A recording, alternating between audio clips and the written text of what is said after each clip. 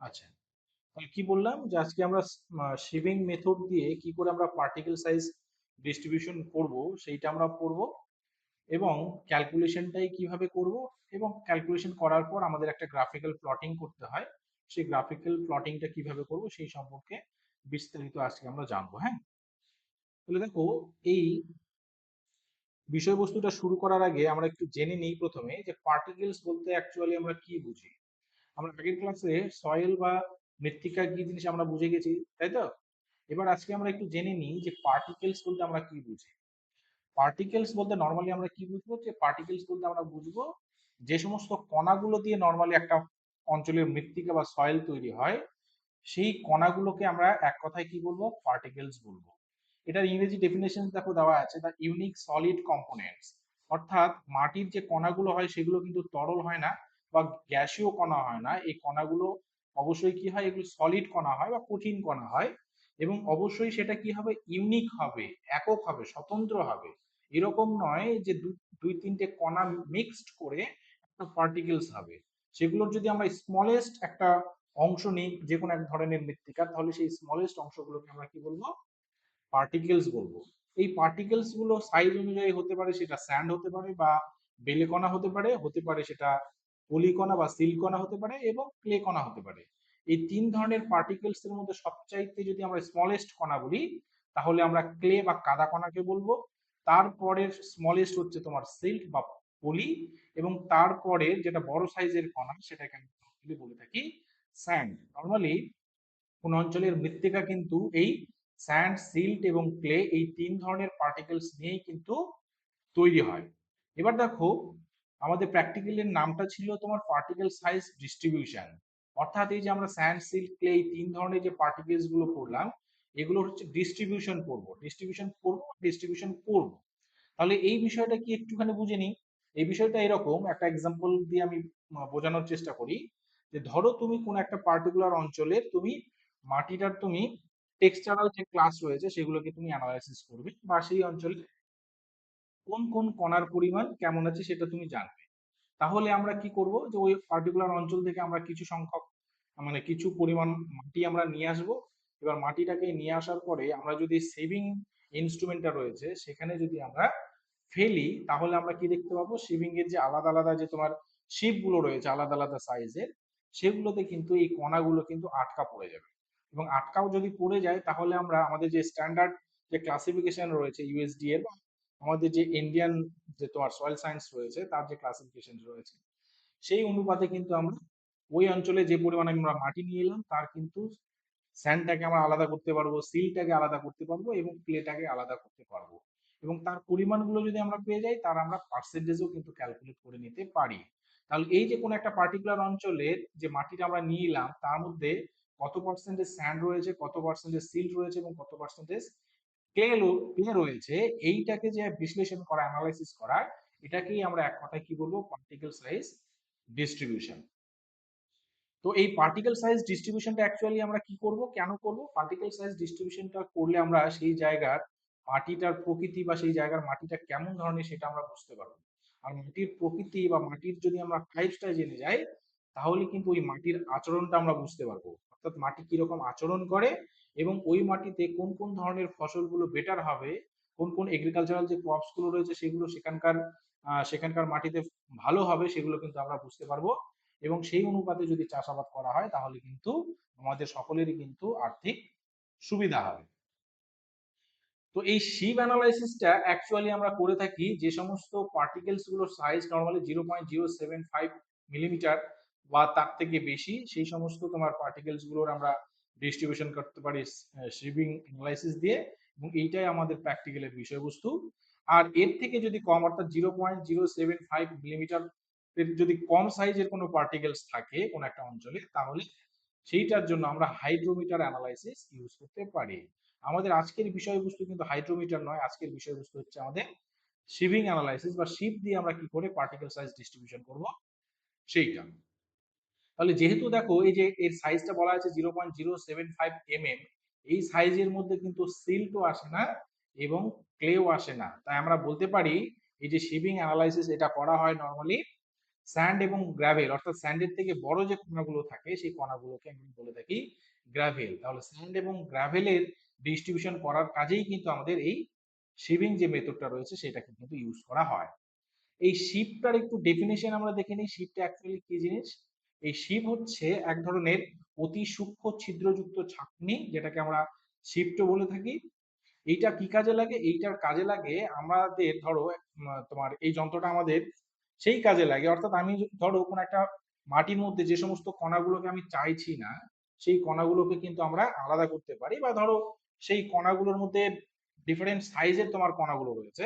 এবার তুমি কি করতে চাইছো যে সেই কণাগুলোকে তোমার সাইজ অনুযায়ী তুমি সেগুলোকে আলাদা আলাদা করতে চাইছো, তাহলে আমরা কি ইউজ করব? এই ধরনের শেভিং যে ইনস্ট্রুমেন্টটা রয়েছে সেই শেভিং ইনস্ট্রুমেন্টটাকে আমরা ইউজ করব। তাহলে এখানে ডেফিনেশনটা বলা আছে, দেখো, a ship is a device for separating wanted elements from unwanted materials. অর্থাৎ তুমি যেগুলো চাইছো না তোমার শিবের মধ্যে সেগুলো কিন্তু এই যে শিবের যে ছাঁকনিগুলো রয়েছে সেই ছাঁকনির মধ্যে কিন্তু আসবে না, এবং যেগুলোকে চাইছো অর্থাৎ 0.075 mm বা তার থেকে বেশি যে কণাগুলো রয়েছে সেগুলোর তোমার হচ্ছে ডিস্ট্রিবিউশন গুলো আমরা পেয়ে যাব। অর্থাৎ কোন একটা নির্দিষ্ট সাইজের তোমার যে পার্টিকেলস গুলো রয়েছে সেই পার্টিকেলস গুলোর পরিমাণগুলো কিন্তু আমরা ইজিলি পেয়ে যাব। তো এই শিভিং অ্যানালাইসিসটা অ্যাকচুয়ালি কি কাজে ব্যবহার করা হয়? এই শিভিং অ্যানালাইসিসটা আমরা নরমালি ব্যবহার করে থাকি কোন একটা পার্টিকুলার অঞ্চলে যে মাটি রয়েছে তার গ্রেন সাইজ ডিস্ট্রিবিউশন করার ক্ষেত্রে আমরা ইউজ করে থাকি। গ্রেন সাইজ ডিস্ট্রিবিউশন বলতে অর্থাৎ যে পার্টিকেলস গুলো রয়েছে বা কণাগুলো রয়েছে তার স্যান্ডের পরিমাণ বেশি না সিল্টের পরিমাণ বেশি আছে, না কাদার পরিমাণ বা কাদা কণার পরিমাণগুলো বেশি আছে, এর উপর বেস করেই কিন্তু আমরা ওই অঞ্চলে মাটিগুলো কিন্তু আমরা ক্লাসিফিকেশন করতে পারবো। এবং আমরা সকলেই জানি যে মাটিতে পলি, কাদা এবং তোমার কি বলে বেলে কণা এগুলোর পরিমাণ সমান থাকে সেগুলোকে আমরা দোআঁশ মাটি বলি। আবার যে মাটিতে আমরা দেখবো যে পলির পরিমাণ বেশি সেটাকে আমরা পলি মাটি বলি, তাই না? তাহলে এই যে আমরা সয়েলে যে ক্লাসিফিকেশন গুলো আমরা নর্মালি জানি, নর্মাল অর্থে জানি, সেগুলোকে আমরা সাইন্টিফিক্যালি ডিস্ট্রিবিউশন করে আমরা কিন্তু এগুলোর বিশ্লেষণ করতে পারবো। এইটা জাস্ট একটা ইমেজ এখানে দেওয়া আছে যে সুইমিং ইনস্ট্রুমেন্টটা নরমালি কেমন হয়। তো এখানে যে এই যে আমরা ছাঁকনির মতো যে যন্ত্রগুলো দেখতে পাচ্ছি এগুলোকে আমরা নরমালি শিপ বলে থাকি। এগুলো ভিন্ন ভিন্ন সাইজের হয়, এবং এই এখানে যে নিচের যে প্লেটটা আমরা দেখতে পাচ্ছি এটা একটা সিভিং ইনস্ট্রুমেন্ট। এটা তোমার ইলেকট্রিক একটা সিভিং ইনস্ট্রুমেন্ট। এইটাকে ভালো করে মানে সেট করে তারপরে মানে ইলেকট্রিসিটি যদি দেওয়া যায় তাহলে কিন্তু এই জায়গায় মানে এই যে সিভিং যে তোমার শিপ গুলো রয়েছে এগুলো কিন্তু কম্পিত হবে, এবং উপরের অংশে যদি মাটি দেওয়া হয় নির্দিষ্ট অ্যামাউন্টের মাটি ভালো করে শেক করা যদি হয় তাহলে দেখা যাবে যে উপরের অংশের মাটিটা তার সাইজ অনুযায়ী কিন্তু ভিন্ন ভিন্ন শিপ গুলোতে জমা পড়বে। তারপর আমরা সেই প্রত্যেকটা শিবে যে পরিমাণ তোমার পার্টিকেলস গুলো আটকা পড়েছে সেগুলোর যদি আমরা ওজন করে নিই তাহলেই কিন্তু আমরা সহজেই এই যে তোমার ডিস্ট্রিবিউশনটা রয়েছে পার্টিকেলস গুলো সেগুলো কিন্তু সহজেই করতে পারবো, এবং সেটা আমরা কম্পিউটারে গ্রাফ করতে পারি বা ম্যানুয়ালি আমরা ইজিলি এটা গ্রাফ করতে পারি। এবার দেখো এই যে শিভিং যে মেথডটা রয়েছে বা পার্টিকেল সাইজ ডিস্ট্রিবিউশন এর অবজেক্টিভস কি? অবজেক্টিভসটা আমরা এক্সপ্লেনেশনের মাধ্যমে কিন্তু অলরেডি বলেই দিলাম। যদি মানে রিপিট করতে হয় তাহলে আমরা বলবো যে আমরা যদি পার্টিকেল সাইজ ডিস্ট্রিবিউশন কার্ভ বা গ্রেডেশন কার্ভ অঙ্কন করতে চাই কোন একটা নির্দিষ্ট তোমার সয়েল স্যাম্পেলে তাহলে আমরা কি করব? যে শিভিং মেথডটা আমরা ইউজ করতে পারি। এর জন্য কিছু নির্দিষ্ট ইকুইপমেন্ট বা যন্ত্রাদি লাগে। যেমন কি কি লাগে? এক নম্বর বলা আছে stake of ships with a cover. Cover থাকবে এরকম আমরা মানে কতগুলো শিপস আমাদের নিতে হবে। আর কি লাগবে? হামানদিস্তা লাগবে। হামানদিস্তা কি কাজে লাগবে? যে সয়েলটা আমরা কোন একটা পার্টিকুলার জায়গা থেকে তুলে নিয়ে এলাম সেই সয়েলটা দেখবে অনেক সময় কি থাকে ভেজা থাকতে পারে, তাহলে ভেজা থাকলে আমরা সেটাকে শুকিয়ে নেব। তারপরেও যদি দেখি তার মধ্যে দলা বেঁধে আছে তোমার হচ্ছে সয়েলটা, তাহলে আমরা কি করব? এই হামানদিস্তা দিয়ে বা মাটি চূর্ণকারী যে যন্ত্র রয়েছে সেটা দিয়ে আমরা কি করব? সেই মাটিটাকে আলতো করে কিন্তু ফ্রাজাইল করব বা সেটাকে আমরা ভাঙবো আর কি। হ্যাঁ, যদি আমরা না ভাঙি তাহলে কিন্তু অনেকগুলো পার্টিকেলস মিলে জমাটবদ্ধ অবস্থায় সয়েল থাকবে, তাহলে আমরা সেটাকে কিন্তু ডিস্ট্রিবিউট ভালোভাবে করতে পারবো না। তাহলে এই হামানদিস্তাটা নর্মালি কি করার ক্ষেত্রে কাজে লাগবে? সয়েলটা যদি জমাটবদ্ধ অবস্থায় থাকে সেগুলোকে সেপারেট করতে কিন্তু এই হামানদিস্তা বা মাটির চূর্ণকারী যন্ত্র এটা আমাদের কাজে লাগে। 3 নম্বর গুরুত্বপূর্ণ ইকুইপমেন্ট কি? Balance metre.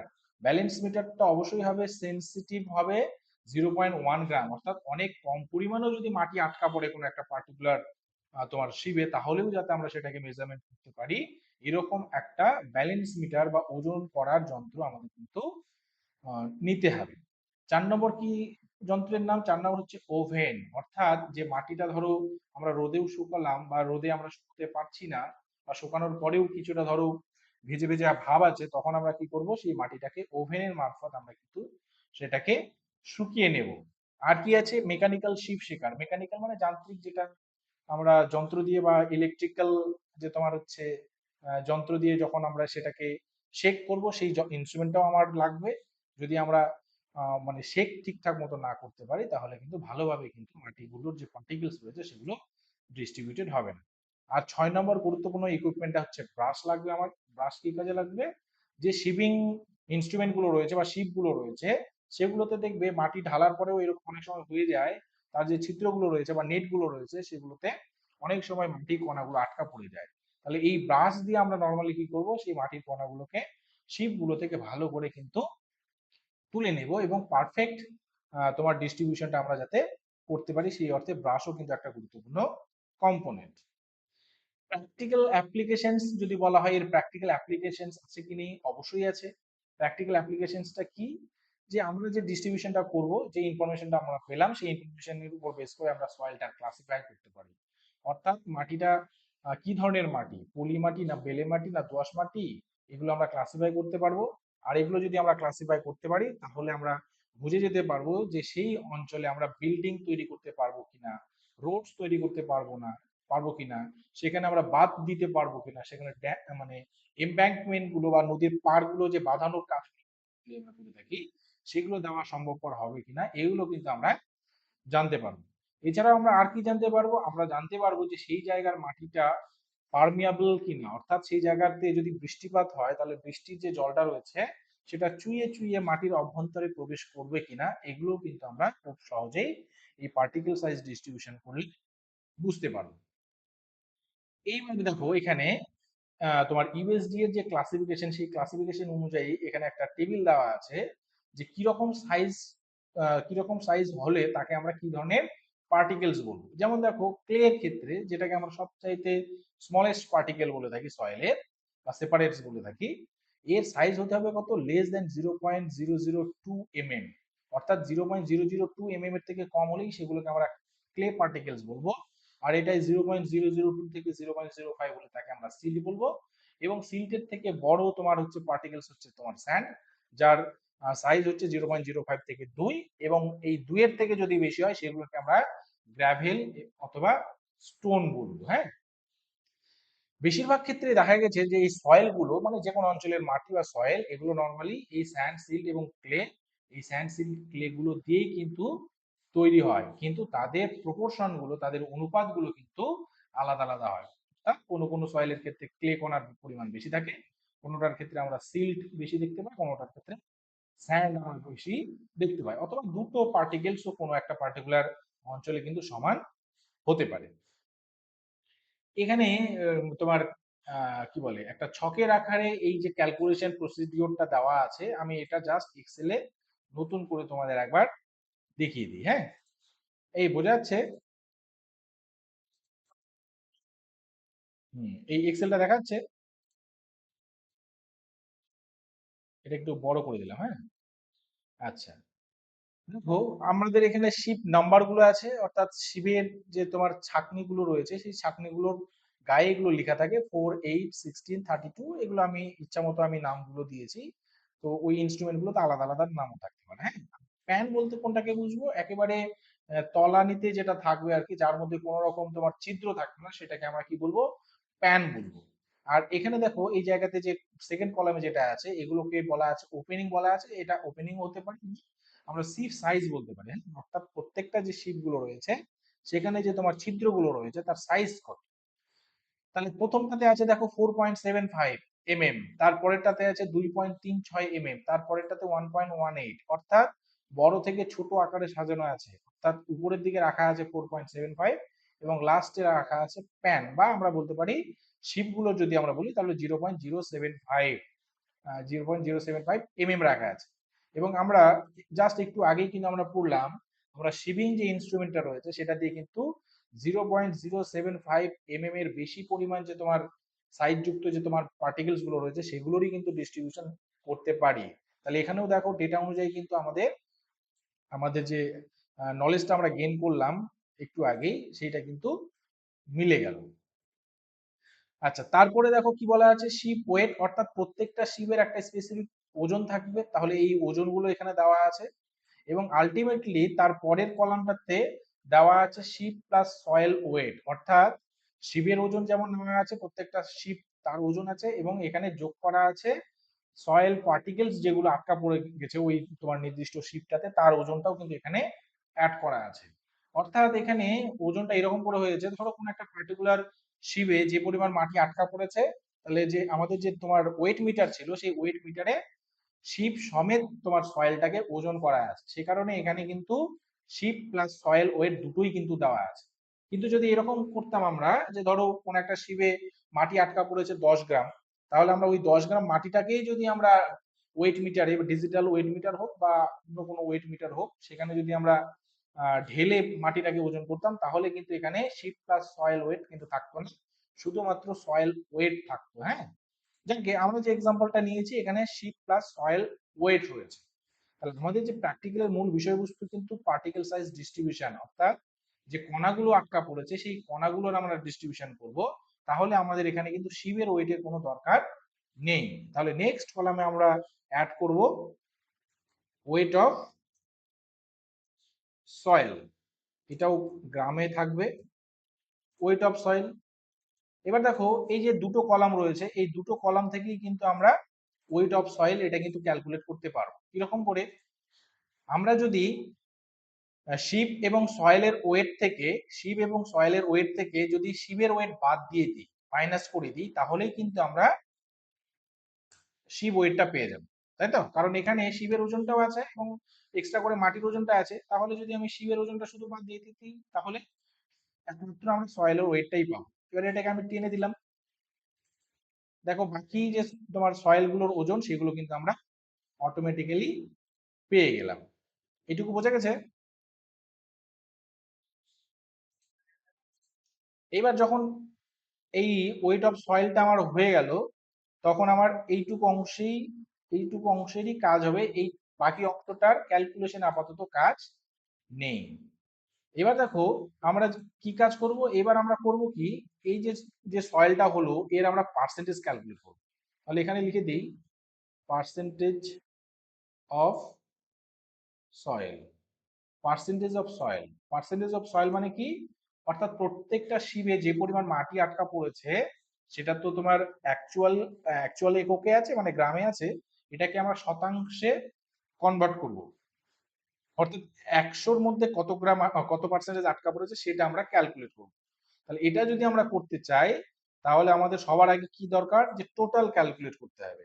অর্থাৎ টোটালটা যদি 100% হয়, তাহলে এক যদি হতো টোটাল তাহলে কত পার্সেন্টেজ, আর ইন্ডিভিজুয়াল সয়েল ধরো 64.32 গ্রাম তাহলে কত। তাহলে আমাদের কি করতে হবে, প্রথমে টোটাল বের করতে হবে।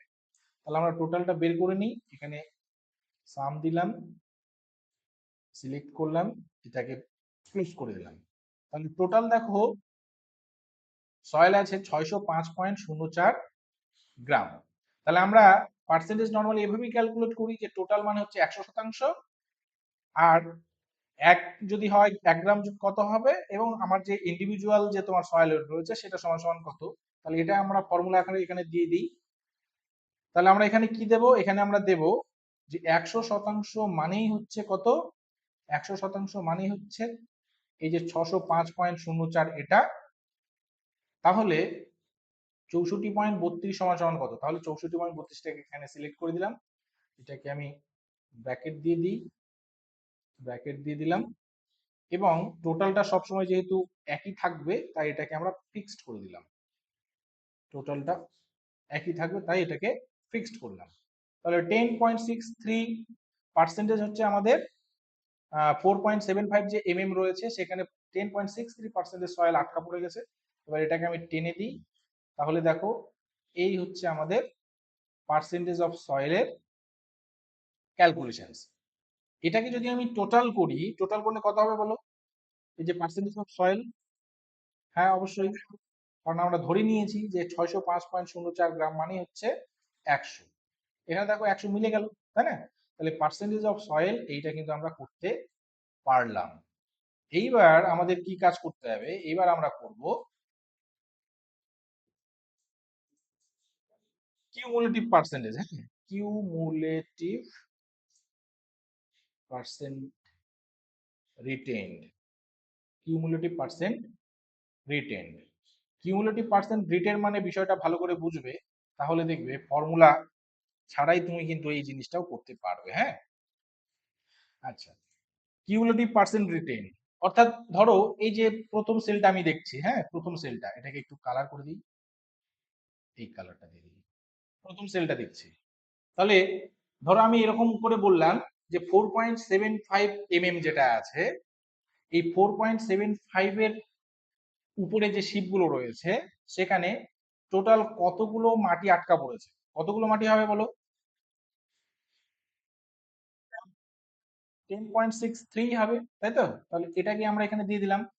এবার 2 নম্বরটা যখন এলাম, 2 নম্বরটাতে তখন আমরা এরকম করে বলবো যে ধরো এই 4.75 যেটা তোমার ওপেনিং আছে, এইটা যদি না থাকতো, এই 4.75 এইটা যদি না থাকতো, তাহলে 2.36 যেটা তোমার শিপ সাইজ রয়েছে, এখানে টোটাল কতগুলো মাটি আটকা, কতগুলো আটকা পড়তো বলো? দুটো আমরা যোগ করে দেবো, তাই তো? তাহলে উপরের দুটোকে যোগ করে দিই, এই এটা প্লাস এটা যোগ করে দিলাম, এটাকে ফিক্সড করে দিই, ফিক্সড করে দিলাম। তাহলে দেখো এই যে 10 আর 15 যোগ করে 26.42 হলো, অর্থাৎ 10.63, আর 15.79 যোগ করে এটা হলো, তাই না? যখন আমি পরেরটা নেব তখন কি করব, তখন আমরা বুঝবো যে এই উপরের দুটো, এই উপরের দুটো যদি না থাকে তাহলে নিচেরটাতে কতগুলো সয়েল আটকা পড়তো। এখন কি হবে বলো? এখন 3টে যোগ করে দিব, তাই তো? এখন 3টে যোগ করে দিলাম, আর বাকিগুলো করতে গেলে বাকিগুলোকেও আমাকে যোগ করে দিতে হবে। বুঝা গেছে? তাহলে কিউমুলেটিভ পার্সেন্টেজ রিটেন বলতে আমরা কি বুঝবো?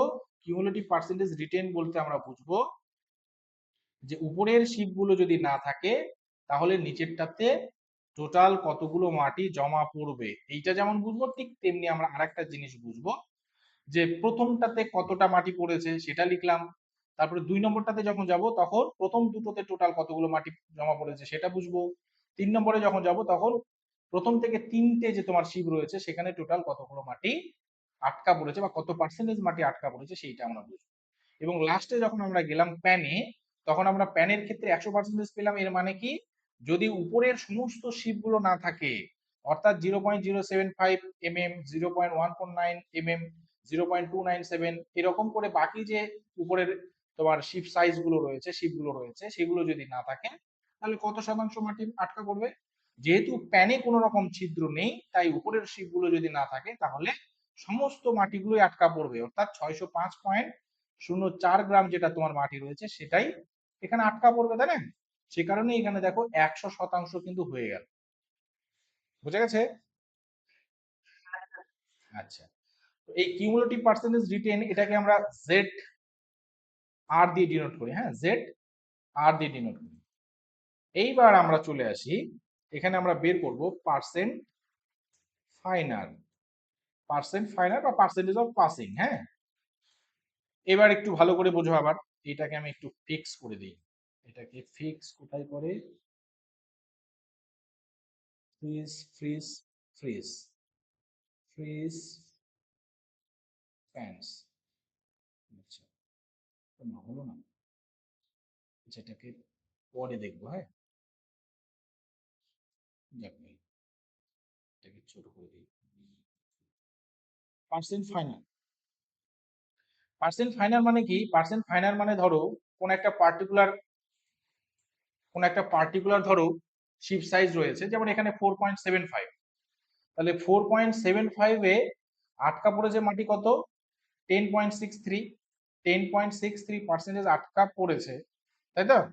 তাহলে এই পার্সেন্ট ফাইনাল মানে হচ্ছে ওই পার্টিকুলার শিপ দিয়ে কত পার্সেন্টেজ মাটি পাস করে গেছে। ওই পার্টিকুলার শিপ দিয়ে কি বললাম, ওই পার্টিকুলার শিপ দিয়ে কত পার্সেন্টেজ মাটি পাস করে গেছে। তাহলে দেখো যদি 10.63% মাটি আটকা পড়ে যায়, তাহলে বাকি 100% থেকে বাকি যেটা থাকলো সেটা তো পাস করে গেছে, তাই না? যদি পাস না করতো তাহলে 100% মাটি আটকা পড়তো, তাই না? তাহলে এটা আমরা কি করে ক্যালকুলেট করব? 100 থেকে জাস্ট আমরা বাদ দিয়ে দেব 10.63, অর্থাৎ যে যে মাটিটা মানে যে পার্সেন্টেজ মাটিটা আটকা পড়েছে সেটাকে আমরা জাস্ট বাদ দিয়ে দিলাম। তাহলে দেখো 89.37% আমি পেলাম। তাহলে এই 89.37 এর মানে কি? আমরা বলবো যে 4.75 এর যে শিপটা রয়েছে সেখান দিয়ে 89.37% মাটি পাস করে চলে গেছে।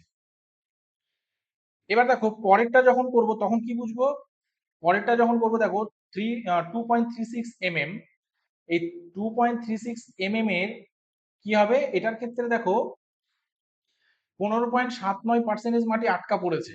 কিন্তু যদি উপরের শিটটা না থাকতো, অর্থাৎ 4.75ও যদি না থাকতো, তাহলে কিন্তু টোটাল 26.42 এই পরিমাণ মাটি কিন্তু তোমার 2.36 যে তোমার শিটটা রয়েছে সেখানে আটকা পড়তো, তাই তো? তখন আমরা কি করব, 100 থেকে জাস্ট এই কিউমুলেটিভ অর্থাৎ 26.42 এই পার্সেন্টেজ যে তোমার সয়েলটা রয়েছে এটাকে আমরা বাদ দিয়ে দিলাম। তাহলে আমরা কত পেলাম? 73.58। একই রকম করে বাকিগুলোর যখন আমরা পার্সেন্ট ফাইনাল বের করব তখন কত থেকে বাদ দেব? 100 থেকে জাস্ট এই কিউমুলেটিভ পার্সেন্ট রিটেন এটা যদি আমরা বাদ দিয়ে দিই তাহলে কিন্তু আমরা বাকিগুলো কিন্তু আমরা পেয়ে যাব। বুঝা যাচ্ছে এটুকু? হ্যাঁ। এবার বলো তো, আমি যদি এই লাস্ট দুটো কলাম অর্থাৎ জি আর এইচ এটা যদি যোগ করে দিই তাহলে কত হবে?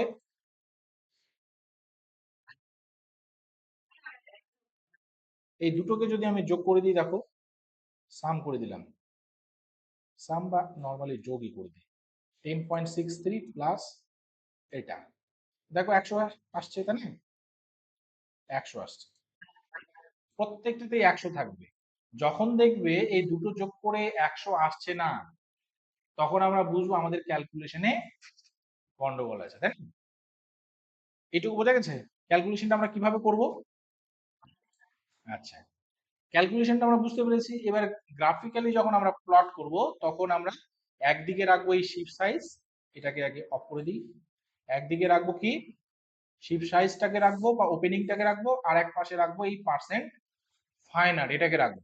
এবং এটার জন্য আমার কি দরকার হবে? এটার জন্য আমার দরকার হবে সেমি লগারিদম গ্রাফ পেপার। হ্যাঁ, তাহলে এখানে আমি জাস্ট একবার তোমাদের দেখিয়ে দিই কিভাবে আমরা এই সেমি লগারিদম গ্রাফ পেপারে এই মানটাকে আমরা তুলবো। আচ্ছা, এখানে আমরা ডেটা সিলেক্ট করব। কোন দুটো নেব বললাম? কোন দুটো নেব বললাম বলো? একটা পার্সেন্ট ফাইনাল নেব, তাই তো?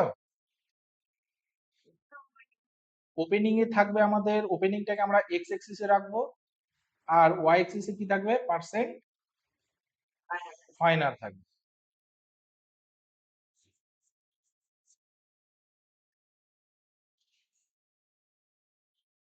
এটাকে এবার জাস্ট ওকে করে দিই।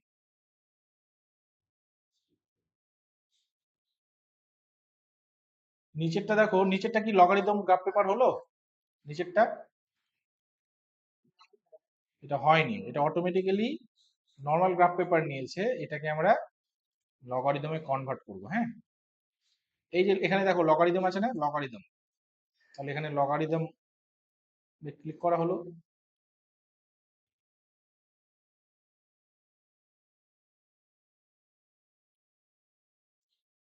এই দেরি হয়ে গেল।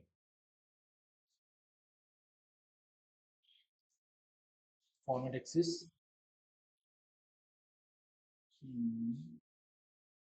লগারিদম স্কেল, বেস কত ধরবো? 0.01 আছে, তুমি যদি মনে করো 0.001 ধরবে তাহলে 0.001 এখানে আমরা লিখবো। হ্যাঁ,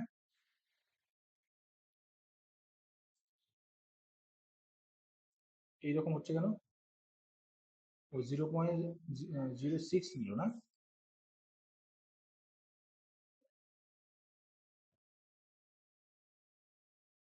মেজর 10 লগারিদম এটাকে ধরবো, সিলেক্ট করিনি ওটা, সিলেক্ট করেছি তো। কোনটা লগারিদম ধরলাম? ঠিকই তো আছে, axis option, automatic logarithm scale.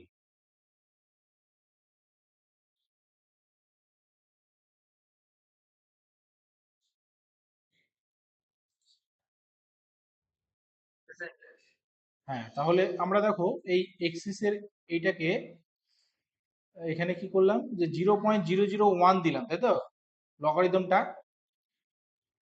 মিনিমামটা। এই সেমি লগারিদমে যদি এটাকে আমরা জিরো দিই, জিরো দিলে নেবে? জিরো দিলে নেবে বলো? জিরো দিলে কেন হবে না বলো তো?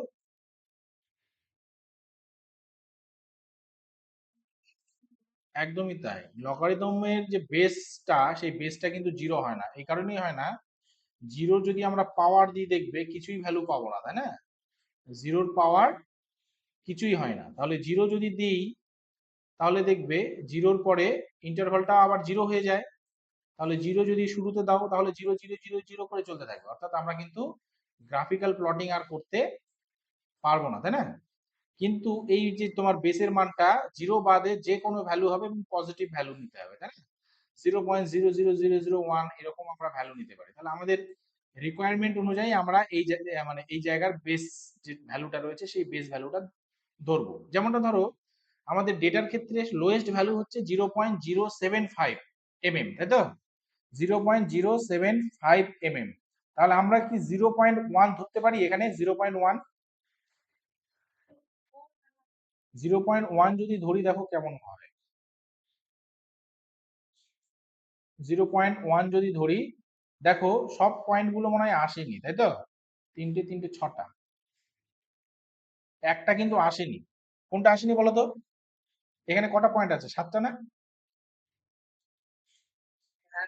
সাতটা ডেটা পয়েন্ট আছে।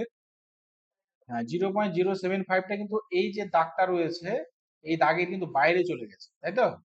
তাহলে আমাকে এখানে বেসটা কত দিতে হবে? অবশ্যই 0.1 এর থেকে কম, সেটা 0.01 হতে পারে, 0.01 হতে পারে, অথবা আমরা এর থেকেও কি দিতে পারি, কম মান দিতে পারি, 0.001ও দিতে পারি। ক্লিয়ার?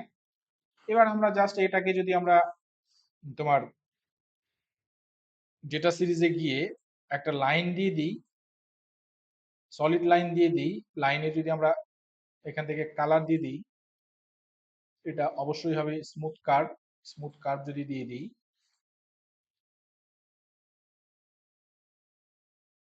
স্মুথ কার্ভ দিয়ে দিলাম, মার্কার যদি আমাদের মনে হয় তাহলে মার্কার দিয়ে দিলাম। মার্কার অপশন এখানে বুলটিন আছে, এটা দিলাম। মার্কারের ফিলটা সলিড ফিল করা হলো। এটা যদি তুমি কালার হলুদ দিয়ে দাও তাহলে এটা দেখো এইরকম একটা কার্ভ হবে, বুঝলে? এরপরে আমরা এটার হেডিং দেব, এক্সিস টাইটেল দেব, তাই না? এটার ইন্ডেক্স করব, করে এটাকে আমরা ফিনিশ করব। বোঝা গেছে এটা? এইটুকু? আচ্ছা, ঠিক আছে।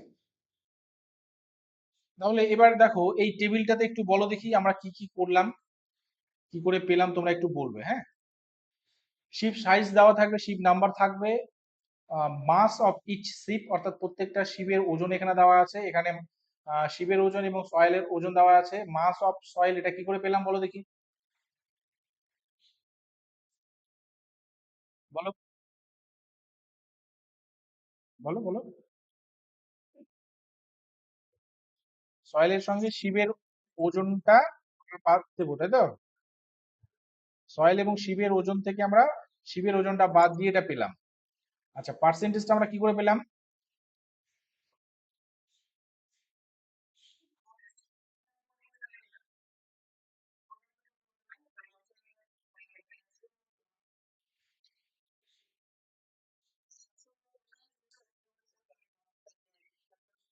মাস অফ সয়েলকে গুণ করবো, তাই তো? আর কিউমুলেটিভ পার্সেন্টেজ রিটেন এটার মানে কি? কিউমুলেটিভ পার্সেন্টেজ রিটেন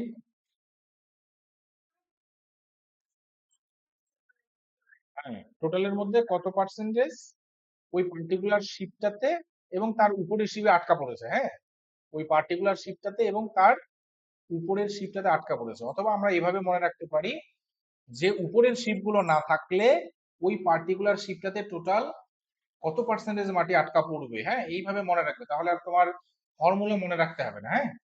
আর পার্সেন্টেজ ফাইনাল মানে কি? পার্সেন্ট ফাইনাল বলো বলো, কত পার্সেন্টেজ মাটি? হ্যাঁ, একদমই তাই। যে আটকা যদি পড়ে 2%, তাহলে কত পার্সেন্টেজ মাটি পাস করেছে? 98। আর যদি 100% মাটি আটকা পড়ে, 0% মাটি কিন্তু পাস করে যাবে, তাই না? ব্যাস, এইটুকুই হচ্ছে আমাদের পার্টিকুলার সাইজ যে ডিস্ট্রিবিউশন কার্ভ প্লটিং এর জন্য কিন্তু ক্যালকুলেশন, হ্যাঁ। এবার দেখো এই কার্ভটাকে সুন্দর করে ডিজাইন যদি আমরা করি এক্সেলে, তাহলে এরকম হবে, বুঝলে? এখানে বেসটা কত ধরা আছে দেখো, 0.00001 ধরা আছে, তাই তো? তারপরে এটা দেখো 0.00001 করে বাড়তে বাড়তে এখানে 0.001 হলো, এটা এই 10 ঘর গিয়ে 0.01 হলো, তারপরে 0.1 হলো, তারপরে 1, তারপরে 10। এবং এখানে যদি আমরা মানগুলো বসাই, তাহলে এই পার্টিকেল সাইজ ডিস্ট্রিবিউশন কার্ভটা দেখতে কিন্তু এইরকম শেপের একটা হবে। এখানে দেখো এই যে বেসটা 0.00001 ধরার উদ্দেশ্য কি বলতো, এখানে আমাদের যে তোমার সয়েলে যে পার্টিকেলস গুলো রয়েছে, ক্লে, সিল্ট, স্যান্ড, গ্রাভেল, সবগুলোকেই যাতে আমরা এই গ্রাফের মধ্যে দেখাতে পারি, তার জন্যই কিন্তু তোমার এই এই জায়গাটাতে যে বেসটা রয়েছে 0.001 ধরা আছে, হ্যাঁ? তোমরা চাইলে এটাও ধরতে পারো, অথবা 0.01 থেকেও কিন্তু স্টার্টিং করতে পারো, হ্যাঁ, অসুবিধা নেই।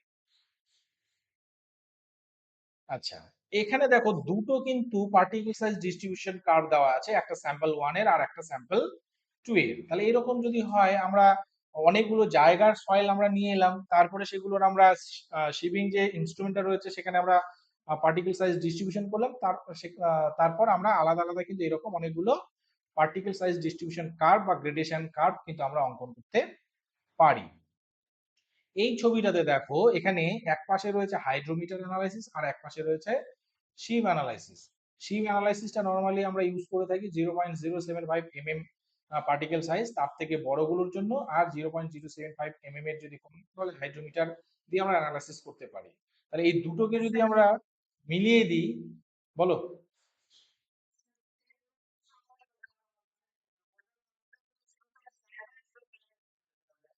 হ্যাঁ হ্যাঁ, স্যান্ড আর গ্রাভেলটাকে করা যায়, স্যান্ড আর গ্রাভেলটাকে করা যায়। এবার যদি তোমার মনে হয় তার থেকে কম গুলোকে অ্যানালাইসিস করবে, তাহলে হাইড্রোমিটার নিতে হবে তোমাকে।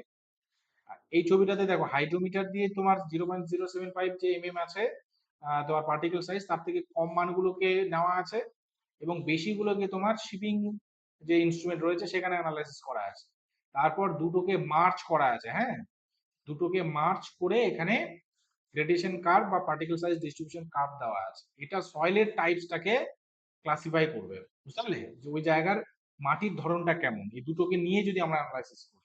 আর যদি শুধু শিপটা দিই, তাহলে আমাদের বেশিরভাগ পয়েন্ট গুলোই কোথায় পড়বে বলতো, এই যে স্যান্ড আর গ্রাভেলের দিকে পড়বে, হ্যাঁ, সিল্টের দিকে এবং ক্লের দিকে কিন্তু এই কার্ভটা আসবে না, বুঝতে পারলে? হ্যাঁ? আচ্ছা, এখানে দেখো যদি আমরা ওই হাইড্রোমিটার আর হচ্ছে কি বলে শিপিংটাকে যদি একসঙ্গে নিই, তাহলে সাপোজ ধরো তোমার কার্ভটা এরকম জায়গাতে পড়ে গেল, এরকম করে কার্ভটা এলো, তাহলে দেখো এই কার্ভের বেশিরভাগ অংশটা পড়ছে স্যান্ডে পড়ছে এবং গ্রাভেলে পড়ছে, তাই তো? তাহলে সয়েল টাইপসটা কিরকম হবে? Gravel sand soil. তাহলে সয়েলটির তোমার নামটা কি হবে? Gravel sand soil. এবার যদি দেখা যায় আমাদের এই ডিস্ট্রিবিউশন যে তোমার কার্ভটা রয়েছে, গ্রেডেশন কার্ভ, এটা ক্লে এবং সিল্টের মধ্যে পড়ে গেল, তখন এর নাম কি হবে? সিল্টিক ক্লে সয়েল। খুব ইজি একটা তোমার ক্লাসিফিকেশনের নাম, জাস্ট তুমি এখানে যদি সিল্ট, ক্লে, স্যান্ড এবং গ্রাভেলের যদি তোমার এরিয়াটাকে ডিমার্কেট করে দাও, তাহলে কার্ভটা যার মধ্যে পড়ছে সেই অনুযায়ী কিন্তু আমরা সয়েলের নামটা করতে পারি। এইবার এই জায়গাটাতে দেখো, এই এখানকার যে গ্রেডেশন কার্ভ, এটা কিন্তু একেবারে মানে খুব খাড়া ভাবে উপরের দিকে উঠেছে এবং এটা স্যান্ডের মধ্যেই পড়েছে টোটাল অংশটা। তাই দেখো এই সয়েলটার নাম হয়েছে স্যান্ডি সয়েল। অর্থাৎ আমরা বলবো যে যদি এরকম হয় গ্রেডেশন কার্ভটা বা পার্টিকেল সাইজ ডিস্ট্রিবিউশন কার্ভটা জাস্ট স্ট্রেট ভাবে উপরের দিকে উঠে গেছে, তখন আমরা বলবো যে ওই জায়গার মাটিতে কিন্তু পার্টিকেলস গুলোর মধ্যে কিন্তু ভেরিয়েশন নেই। অর্থাৎ একই সাইজের আমরা সেখানে পার্টিকেলস গুলো আমরা সেখানে বেশি দেখতে পারবো। মানে একই সাইজের যদি আমরা পার্টিকেল সেখানে দেখতে পাই, তাহলে আমরা বলবো সেই জায়গার যে কার্ভটা রয়েছে বা গ্রেডেশন কার্ভ বা মাটির মধ্যে কিন্তু ভেরিয়েশন সেখানে নেই। এবং যে গ্রেডেশন কার্ভটা আমরা অঙ্কন করলাম সেই গ্রেডেশন কার্ভটা কিন্তু অনেক পুর, বা আমরা বলতে পারি যে সেই জায়গার যে তোমার পার্টিকেলস গুলো অনেক পুর ভাবে কিন্তু আহ, বিন্যস্ত আছে। এই কথাগুলো আমরা বলবো, হ্যাঁ। আচ্ছা, এই ছবিটাতে দেখো, এই ছবিটাতে গুরুত্বপূর্ণ কিছু জিনিস আমরা বুঝতে পারবো। যদি আমরা কার্ভ নম্বর ওয়ানটাকে দেখি, কার্ভ নম্বর ওয়ান হচ্ছে এইটা, হ্যাঁ, এই যে এইটা জাস্ট দেখো এই জায়গা পর্যন্ত ঠিক আসছিল, তারপরে খাড়া ভাবে উপরের দিকে উঠেছে, তারপরে আবার মানে হালকা ভাবে দেখো, মানে একটু মৃদু অ্যাঙ্গেল নিয়ে কিন্তু, মৃদু বলছি, খাড়া ভাবেই, তুলনামূলকভাবে কম খাড়া ভাবে কিন্তু আবার তোমার উপরের দিকে উঠে গেছে, তাই না? তাহলে এইরকম যদি থাকে তাহলেও আমরা কি বুঝবো যে এই জায়গার যে তোমার সয়েলটা রয়েছে সেই সয়েলটা কিন্তু পুরলি গ্রেডেড। অর্থাৎ এখানেও আমরা কি দেখতে পাবো যে এই অংশ থেকে এই অংশটুকু পর্যন্ত যে পার্সেন্টেজ তোমার মাটি রয়েছে সেই পার্সেন্টেজ মাটিটা কি রয়েছে, এই জায়গাতে কিন্তু একই সাইজের আমরা পার্টিকেলস এর কণাগুলো আমরা পাবো। তাহলে একই সাইজে যদি আমরা পার্টিকেলস এর কণা পাই তাহলে সেগুলোকে আমরা নর্মালি ওয়েল গ্রেডেড আমরা বলি না, সেগুলোকে আমরা কি বলি, পুরলি গ্রেডেড। কিন্তু যদি তুমি কার্ভ নম্বর টুটাকে দেখো, দেখো কার্ভ নম্বর টুটা কিন্তু একেবারে স্মুথলি উপর থেকে নিচের দিকে নেমে গেছে। অর্থাৎ এখানে কিন্তু স্টিফনেসটা কিন্তু কোনো একটা পার্টিকুলার জায়গাতে মানে হাই স্টিফনেস কিন্তু নেই। অর্থাৎ মৃদুভাবে একই রকম অ্যাঙ্গেলে প্রায় নিচের দিকে নেমে গেছে এবং স্টার্টিং এবং এন্ডিং পয়েন্টটা কিন্তু অনেকটা দূর বিস্তৃত। তাহলে এরকম যদি থাকে তাহলে আমরা কি বুঝবো, এখানে ভিন্ন ভিন্ন যে টাইপস এর বা ভিন্ন ভিন্ন সাইজের পার্টিকেলস গুলো এখানে অবস্থান করছে, সে কারণে এই ধরনের সয়েল গুলোকে আমরা বলবো ওয়েল গ্রেডেড বলবো, হ্যাঁ। আর ৩ নম্বর কাপটা দেখো, ৩ নম্বর কাপটার ক্ষেত্রে এইরকম জায়গাতে এসে এবং তারপরে দেখো এইরকম জায়গাতে মোটামুটি এই যে কার্ভের শেপটা মোটামুটি হরাইজন্টাল হয়েছে। হরাইজন্টাল কি কারণে হয়েছে, হরাইজন্টাল হয়েছে এই কারণেই এইরকম জায়গাতে যে পার্টিকেল সাইজটা আছে সেই পার্টিকেল সাইজটা, এবং তারপরে দেখো এইরকম জায়গাতে যে পার্টিকেল সাইজ, অর্থাৎ এখানে আছে মোটামুটি 0. তোমার 1.6 এর মতো, আর এরকম জায়গাতে মোটামুটি পড়বে ধরো 0.05 বা 0.06 এর মতো। তাহলে এইরকম পার্টিকেল সাইজের পরিমাণ প্রায় সমান, এবং তারপরে যে তোমার পার্টিকেল সাইজ গুলো রয়েছে তাদের পরিমাণ কিন্তু খুবই নগণ্য। সে কারণে এখানে বলা আছে দেখো গ্যাপ গ্রেডেড সয়েল, অর্থাৎ এই রকম অংশে কোনো একটা নির্দিষ্ট সাইজের তোমার পার্টিকেলস কিন্তু এখানে মিসিং আছে। আমরা ম্যানুয়ালি যখন এটা প্র্যাকটিস করেছিলাম তখন কিন্তু এরকম ম্যানুয়াল কিছু আমি তোমাদের ডেটা দিয়েছিলাম, যেগুলো দিয়ে তোমরা এই যে তোমার গ্যাপ গ্রেডেড যে সয়েল কখন বলবো এই জিনিসটা কিন্তু তোমরা ভালো করে বুঝেছো, তাই তো? যে হরাইজন্টাল হয়েছে এই অর্থেই যে ওখানে কোন একটা নির্দিষ্ট সাইজের তোমার পার্টিকেলস গুলো মিসিং আছে। মিসিং যদি না থাকতো তাহলে তার আমরা কিউমুলেটিভ পার্সেন্টেজটা আমরা পেতাম, তখন কিন্তু ওই যে তোমার ওখানকার যে মিডিল পয়েন্টে যে মিডিলের যে তোমার গ্রাফের যে পয়েন্টটা সেই পয়েন্টটা কিন্তু হরাইজন্টাল হতো না, হ্যাঁ, একটুখানি উপরের দিকে উঠতো আর কি। আচ্ছা, এইটাও একই রকম জাস্ট ছবি, একটা রিপিট ছবি এখানে দেওয়া আছে, হ্যাঁ। এবার দেখো আমরা গ্রাফিক্যালি প্লট করার পরে আরো দুটো আমাদের ম্যাথমেটিক্যাল ক্যালকুলেশন করতে হবে। সেই ম্যাথমেটিক্যাল ভ্যালু গুলো দিয়েও আমরা বলে দিতে পারবো যে ওই জায়গার মাটিটা তোমার ওয়েল গ্রেডেড না ওয়েল গ্রেডেড নয়। এটার জন্য আমাদের নর্মালি দুই ধরনের ক্যালকুলেশন করতে হয়। একটা ইউনিফর্মিটি কোএফিসিয়েন্ট যেটাকে আমরা সিইউ দিয়ে ডিনোট করি, আর একটা হচ্ছে কার্ভেচার কোএফিসিয়েন্ট যেটাকে আমরা সিসি দিয়ে ডিনোট করে থাকি। এটার জন্য নর্মালি আমাদের কি কি বের করতে হবে, এটার জন্য আমাদের D60 ক্যালকুলেট করতে হবে, D30 ক্যালকুলেট করতে হবে এবং D10 ক্যালকুলেট করতে হবে। এই তিনটে জিনিস কি আমি পরের গ্রাফটাতে আমি দেখাচ্ছি। তো নর্মালি এই D60, D30 এবং D10 এগুলো আমরা কোথা থেকে পাবো, এগুলো আমরা সেমি লগারিদম গ্রাফ পেপারে এই যে যে গ্রেডেশন কার্ভ বা পার্টিকেল সাইজ ডিস্ট্রিবিউশন কার্ভটা ইউজ করেছি। তো সেখান থেকেই আমরা কিন্তু এই D60, D30 এবং D10 এই তিনটে ভ্যালু আমরা পাবো। এই যে জাস্ট এই এখানে দেখো পার্টিকেল সাইজ ডিস্ট্রিবিউশন কার্ভটা রয়েছে, এই পাশটাতে কি আছে, পার্সেন্ট ফাইনার, অর্থাৎ কত পার্সেন্টেজ মাটি তোমার ফাইনার বা কত পার্সেন্টেজ মাটি পাস করে গেছে কোন একটা নির্দিষ্ট ডায়ামিটারের তোমার শিবের রেসপেক্টে, সেগুলো এখানে দেওয়া আছে, আর এগুলোতে শিপ সাইজ গুলো দেওয়া আছে। এবার এখানে দেখো এটা আছে 10%, এটা আছে 60%, এটা আছে তোমার 90%, এটা রয়েছে 30%। তাহলে আমরা যদি জাস্ট গ্রাফটাকে আমরা এরকম করে দুটো যদি লাইন টেনে টেনে নিই, একটা 10%-এর হরাইজন্টাল লাইন টানলাম, কার্ভটাকে কোথায় টাচ করলো সেই পয়েন্টটা নিলাম, তারপরে যদি ভার্টিক্যালি নিচের দিকে নামিয়ে দিই, তাহলে এই যে অ্যারোটা রয়েছে এই অ্যারোর জায়গাতে আমরা একটা নির্দিষ্ট ডায়ামিটার পাবো, একটা নির্দিষ্ট আমরা কি পাবো, শিপ সাইজ পাবো। হ্যাঁ, নির্দিষ্ট পরিমাণে শিপ সাইজ পাবো। তাহলে এই যে নির্দিষ্ট পরিমাণে শিপ সাইজটা পেলাম, এটাকে আমরা কি বলবো, D10 বলবো। তাহলে D10 আমরা কি করে ক্যালকুলেট করব, 10% যে পার্সেন্ট ফাইনার রয়েছে সেটাকে আমরা হরাইজন্টালি মুভ করলাম কতদূর পর্যন্ত, এই যে গ্রেডেশন কার্ভ রয়েছে সেখানে কোথায় টাচ করলো সেই পর্যন্ত, তারপরে এটাকে আমরা নিচের দিকে নামিয়ে দিলাম, এবং এক্স এক্সিস এর ডায়ামিটারে যে ঘরে এটা পড়লো তার মানটাই হচ্ছে D10 এর মান।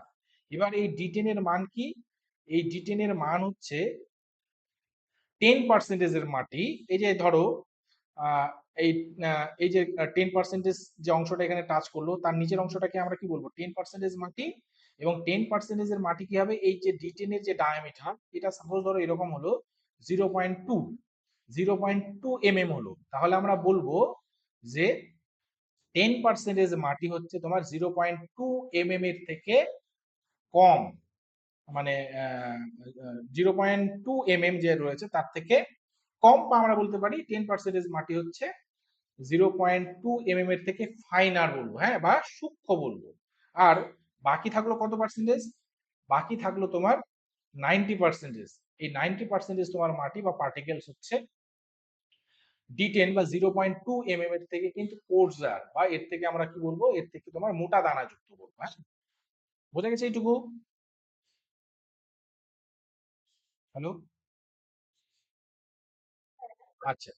এবার যদি D30-র মান সাপোজ ধরো এরকম হলো, D30-র মান হচ্ছে 0.25, 0.25, তাহলে আমরা এরকম বলবো যে তোমার 30% মাটি হচ্ছে তোমার 0.25 এর থেকে তোমার ফাইনার বলবো, আর বাকি থাকলো 70% মাটি, সেটা হচ্ছে তোমার 0.25 যে mm রয়েছে তার থেকে কিন্তু কোর্সার, বা তার থেকে মোটা দানাযুক্ত। একই রকম করে D60-র ক্ষেত্রে এটা বলবো 60% মাটি হচ্ছে ওই নির্দিষ্ট ডায়ামিটার থেকে তোমার ফাইনার, আর বাকি থাকলো 40% মাটি ওই নির্দিষ্ট ডায়ামিটার থেকে কিন্তু কোর্সার, এই কথাটা বলবো। হ্যাঁ, এখানে জাস্ট আমি ওই এই স্লাইডটাতে যে কথাটা বললাম সেই কথাগুলো এখানে এক্সপ্লেন করা আছে। যখন আমরা এই D60, D30 এবং D10 এগুলো ক্যালকুলেট করলাম, তখন আমরা ইউনিফর্মিটি কোএফিসিয়েন্ট এবং তোমার কোএফিসিয়েন্ট অফ তোমার কি বলে কার্ভেচার বা গ্রেডেশন, এটা আমরা ইজিলি ক্যালকুলেট করতে পারি। নরমালি এই ইউনিফর্মিটি কোএফিসিয়েন্ট এটা কি, এটা অ্যাকচুয়ালি তোমার হচ্ছে D60 এবং D10 এর হচ্ছে রেশিও বা এর অনুপাত। D60 অর্থাৎ D60 এর মান যদি এখানে বসাই, D10 এর মান যদি এখানে বসাই, তাহলে আমরা এর যে ভ্যালুটা যেটা বেরোবে সেই ভ্যালুটাকে আমরা নরমালি এরকম করে বলবো যে D60 হচ্ছে D10 এর এত গুণ বড়, এত গুণ বড়, এই কথাগুলোই বলবো।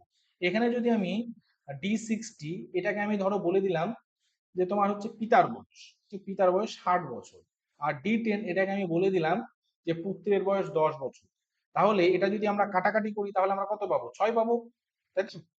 তাহলে এই ছয় মানে অ্যাকচুয়ালি কি, আমরা 6 মানে অ্যাকচুয়ালি বলবো যে পিতার বয়স নরমালি পুত্রের বয়সের কত গুণ, 6 গুণ বলবো। তাহলে ঠিক একই রকম এখানে যখন আমরা D60 এর মান বসালাম এবং নিচের দিকে যখন D10 এর মান বসালাম, তখন যে ভ্যালুটা পাবো সেই ভ্যালুটাকে আমরা কি বলবো, সেই ভ্যালুটাকে আমরা বলবো যে D60-র যে ডায়ামিটার, সেই D60 ডায়ামিটারটা D10 এর ডায়ামিটারের এত গুণ বড়।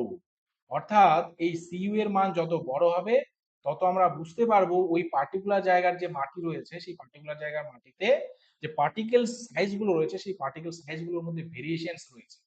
কিন্তু যদি এরকম দেখি যে D60 এবং D10 এর মান সেম, অর্থাৎ D60-র তোমার ডায়ামিটার হচ্ছে তোমার 0.2 mm এবং D10 এরও ডায়ামিটার হচ্ছে 0.2 mm, তাহলে আমরা কি বুঝলাম যে যাহাই D10 তাহাই D60, অর্থাৎ সেখানে কোনো রকম কি নেই, পার্টিকেলস গুলোর মধ্যে কিন্তু কোনো ভেরিয়েশন নেই।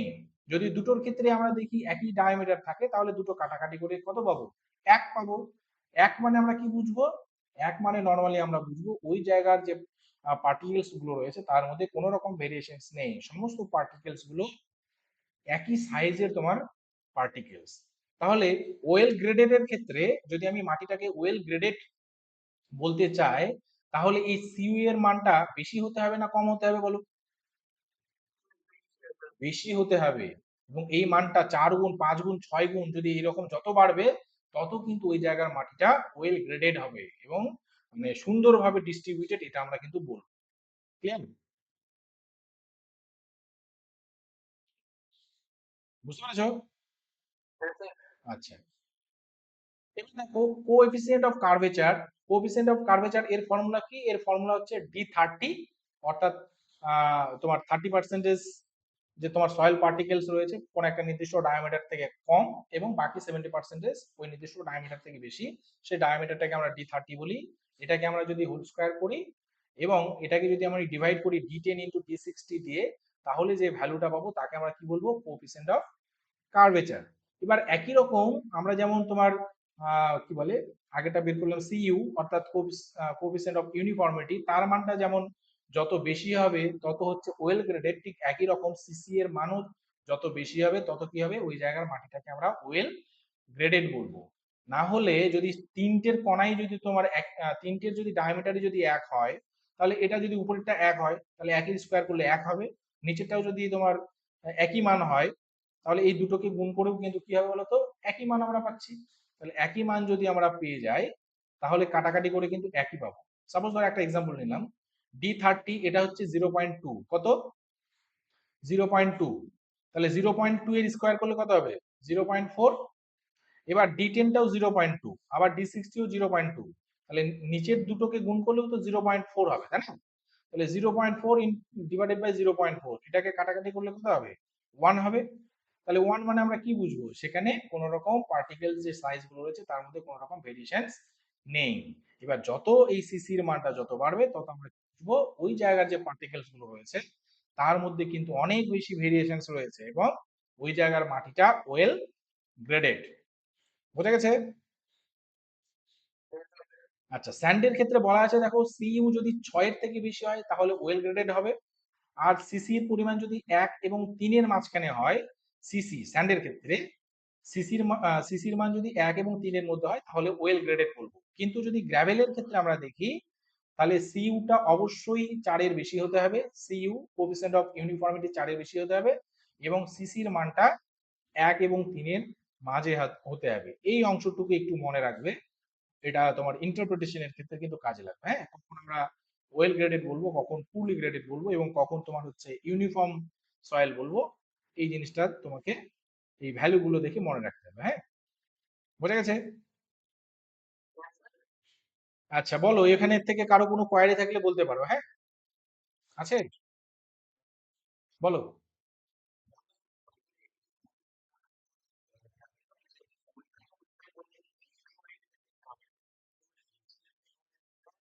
কোনটা বলো? কোনটা কোনটা?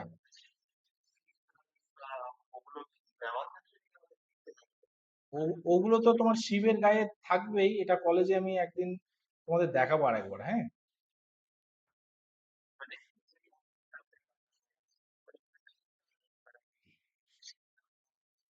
শিব নাম্বার গুলো তো তোমার হচ্ছে ওই যে শিব গুলো রয়েছে সেখানে নাম্বার গুলো লিখাই থাকে। হ্যাঁ, শিব নাম্বার গুলো লিখাই থাকে। শিপ সাইজ গুলো এগুলোও লেখা থাকবে। মাস অফ ইচ শিপ এগুলো নর্মালি লিখাই থাকে, এটাও পেয়ে যাবে। আর তোমাকে শুধুমাত্র সয়েলের ওয়েটটা তোমাকে ক্যালকুলেট করতে হতে পারে, নয়তোবা ওই শিপগুলোর সাথে সয়েলের ওয়েট ক্যালকুলেট করতে হতে পারে। আর যদি তোমাকে শুধু ডেটা দিয়ে দেয় তাহলে ডেটার মধ্যে ধরো এই প্রথমটা থাকবে, দ্বিতীয়টা থাকবে, তৃতীয়টা থাকতে পারে, চতুর্থটা থাকতে পারে, অথবা প্রথমটা, দ্বিতীয়টা, তৃতীয়টা এবং এই চতুর্থটা বাদ দিয়ে একেবারে পঞ্চম ডিরেক্টলি মাস অফ সয়েলটা তোমাকে দিয়ে দিতে পারে। হ্যাঁ, বাকি তিনটে যে কলাম আছে সেগুলো তোমাকে করতে হতে পারে। বুঝলে? হ্যাঁ হ্যাঁ হ্যাঁ, মেশিন থেকে তুলতে হতে পারে পরীক্ষার সময়। আর কারো কোনো কোয়ারি? বলো। এটা